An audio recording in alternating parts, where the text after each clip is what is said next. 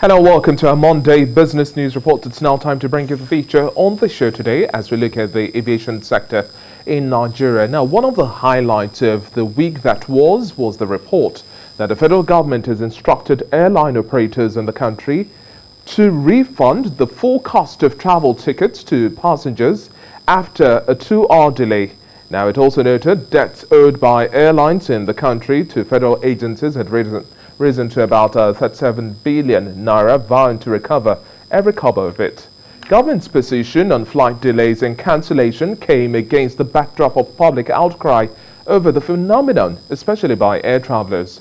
The minister of the sector, who noted that the same rules applied for international flights, also said his ministry had started sanctioning some airlines who defaulted on consumer rights, but also urged passengers not to be unruly at airports. Mr. Adesirika also noted that debts owed by airlines in the country to federal agencies have also continued to rise, and alleging that despite the fact that By Courtney Limited was owing about 13 billion naira, it had not remitted a dime to government coffers for 13 years. Also in a swift reaction as well, local airlines have faulted federal government's order to tell them to refund tickets of travelers that experience flight delays of at least 3 hours. While regretting the inconveniences and cancellations, they maintain that government intervention failed to consider natural factors that often pose challenges. This is even as the Nigerian Civil Aviation Authority also clarified that the rule dates back to the year 2015 and applies to flights delayed by a minimum of 3 hours. Well, joining me now live in our Lagos studio to discuss this and much more, I have aviation analyst and member of the Aviation Roundtable, Olumide Onwaye. Good to have you on the breakfast show this morning. Good morning. Now, we have two sides of the coin that hold valid conversations or reactions to this move. Yes, the federal government is reacting to the public outcry. Delays are normal, but Nigeria's situation has certain peculiarities that cannot be comprehended by the passengers. And then you also have the airline operators who say, well, there are certain situations that are beyond our control. Do you understand both sides, really? Yeah, I tend to understand, and I'll just be very careful not to look at as passive to be protecting the airlines. Delays are worldwide.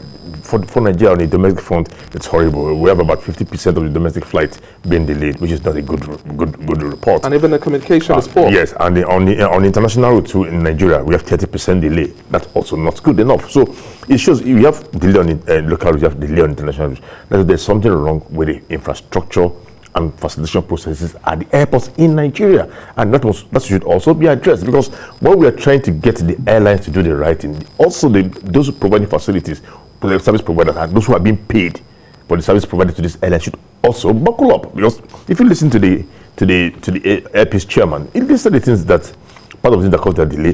One of them was he talking about weather. He talking about the VIP movement. You know what VIP movement means is when the president wants to move, you have to close the airspace for about 30-40 minutes. He reflect. Look at the Lagos runway. One of them the ATL does not have runway light. So if it's an evening flight, you will have to taxi all the way to international airport for a night flight before you can take off. When you do that, you have taken some time off of the normal schedule, which would affect the next flight, and it goes on like that. So as we were working and pushing the airlines to get their acts together, we also have to look at ourselves, and the government has to also look at the infrastructure in place and see how they can help to reduce the stress on the carriers. So do you think 100% refund after 2-3 hours, this is not necessarily a new policy that's been implemented or a new regulation, do you think that's a little bit too much of a pressure on the airlines as we are also dealing with likely I think so. Even in a developed country, there is no rule like that. Because there's no rule like that. It's a very generous policy from the government. What we have in the books is 3 hours, there will be reimbursement. And that's part 19, part 19.6.1i. That's what it says, 3 hours. For 2 hours is refreshment. So I think the minister was misquoted when he said after 2 hours reimbursement. And then when you talk about reimburse, nobody's going to, when you ask for reimburse, it's not you walked up to the counter and they will give you cash. It's probably those who bought that day at the counter that can get cash. For you bought online, there's a process of refunding, so they refund to your account. So they need to stress all that outside. You don't have a bedlam at the airport. People come to the counter and want their cash immediately. So if you bought online and you bought before the flight, you cannot come to the counter that moment after the flight has been cancelled and expect to collect cash. It has to be for probably those who came to the counter that day and paid cash, not someone who transferred. So there's like the word say, is this reimbursement? It did not say collect cash. So people, and I just hope this better will not, this new publicity giving this reimbursement will not cause more crisis, because it started from Friday and you see passengers now asking for reaction. Asking for their money, and there was this bad delay on Friday on almost all flights, and that almost caused some mayhem at the airports. And talking about controlling this mayhem now, what sort of level of sensitization do you also expect in terms of the communication towards understanding the rule of the process, as well as when exactly and how you can lay claims to the refunds? Because the ordinary Nigerian, once you fail to meet up that commitment, give me back my money. Yeah, but I think it lies with the AON, that's the Airline Operators of Nigeria now. They need to come together now and address this issue before they get embarrassed by flight delays. You know, because it takes two to tango. And in this case, the second person here is the government, who owns all the infrastructure and manages them, and also is in charge of policy and regulation.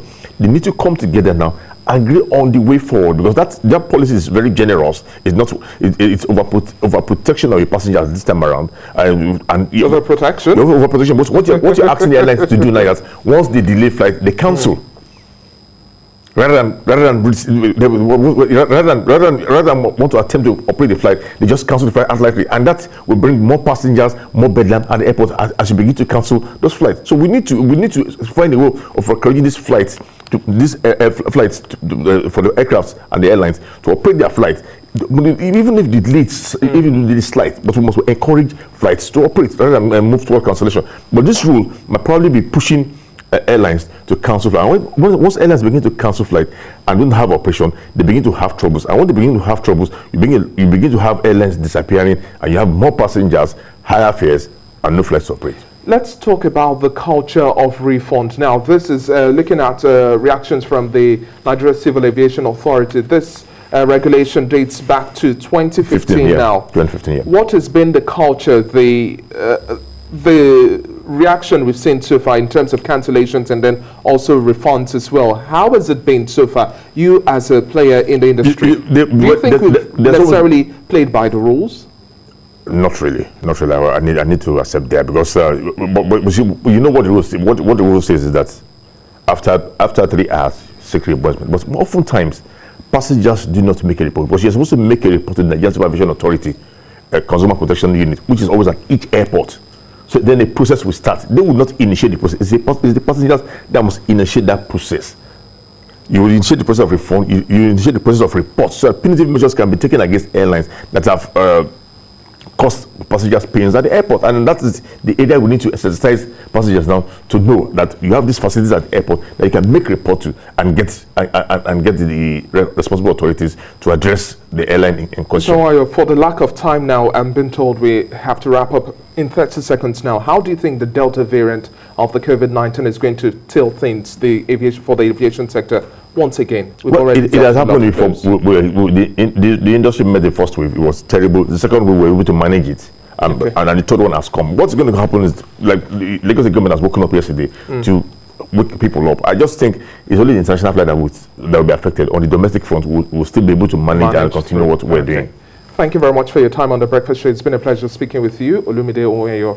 And hopefully we also get a middle ground between the government and then airline operators as well as the passengers, and we don't just make a mess of the situation. Exactly. Thank you once again.